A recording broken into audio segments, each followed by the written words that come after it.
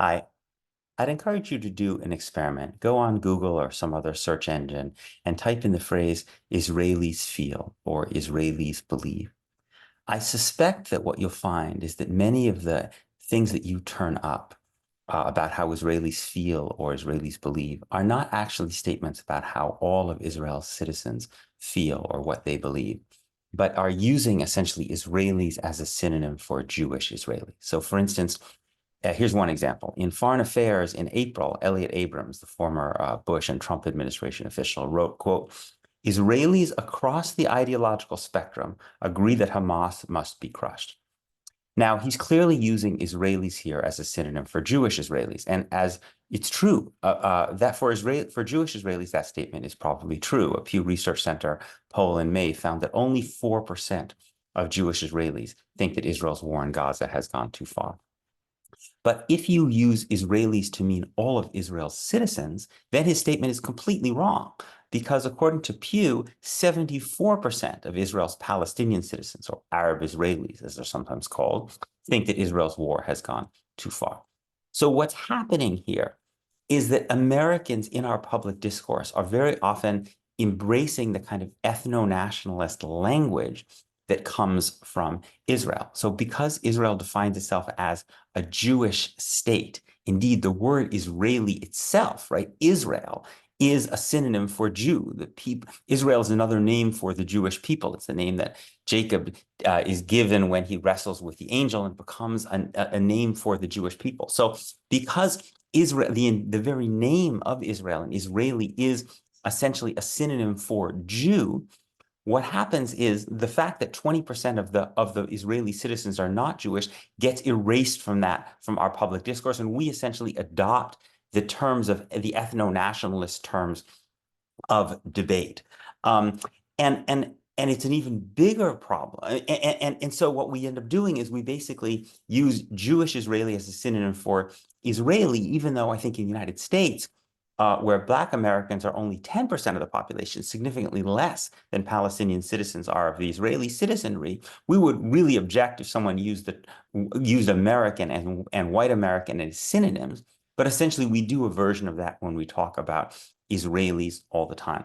And it's an even bigger problem, right, when you realize that Israel controls millions and millions of Palestinians who don't have any citizenship at all, that 70% of the Palestinians under Israeli control, those in the West Bank and Gaza and East Jerusalem, have lived under Israeli control, in many cases their entire lives, but can't become citizens. So we would never call them Israelis. And the problem here, I think, is that when we talk about other groups of people, let's say Americans, right, we mean citizens, but we also mean, perhaps a little more vaguely, just kind of long-term residents, people who are spending their lives here, people who are not tourists, right, even if they don't have citizenship. But in the United States, there's more of a close alignment between those two categories. It's true we have undocumented, long-term undocumented people, but for the most part, most of the people who are going to be here their entire lives are citizens. And so we essentially talk as if the same thing is true in Israel. But in Israel, it's really not true at all, because Israel has controlled, since 1967, these very large populations of Palestinians that can't become citizens and therefore would never be described as Israelis, right? So, and yet, in a certain sense, one should describe them as Israeli, again, because they have lived their entire lives under the control of this state.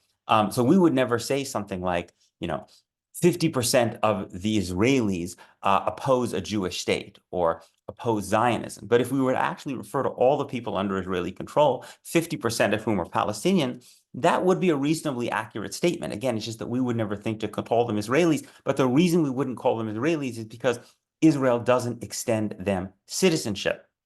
And more deeply, because the very term Israeli itself has an ethno-nationalist connotation, which essentially erases Palestinians, the non-citizens, and even the citizens, right? And I think the reason this is important is that one of the points that George Orwell makes in his famous essay, Politics in the English Language, is that if you want to critique the actions of a state or the actions of people in power, you have to challenge the language that people in power create. That if you essentially replicate that language in your own usage, then even if you think you are in opposition to those policies, you are actually complicit with that power structure because you are using its language and accepting its terms of debate. And that's why I think if we want to question the idea of an ethno-nationalist project, the idea of Jewish supremacy, the idea of a state that has a different legal regime for Jews and Palestinians, most blatantly among those Palestinians who don't have citizenship, but even in significant ways for that minority of Palestinians who does have citizenship, because they are not equal citizens in a state that has a special set of responsibilities to members of one ethno-national group.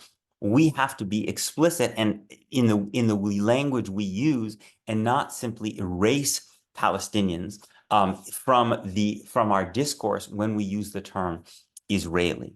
And so I think this is something for us to think about as we go forward we try to have a better American public debate about what genuine liberal democracy and equality in the law might mean for people in Palestine and Israel.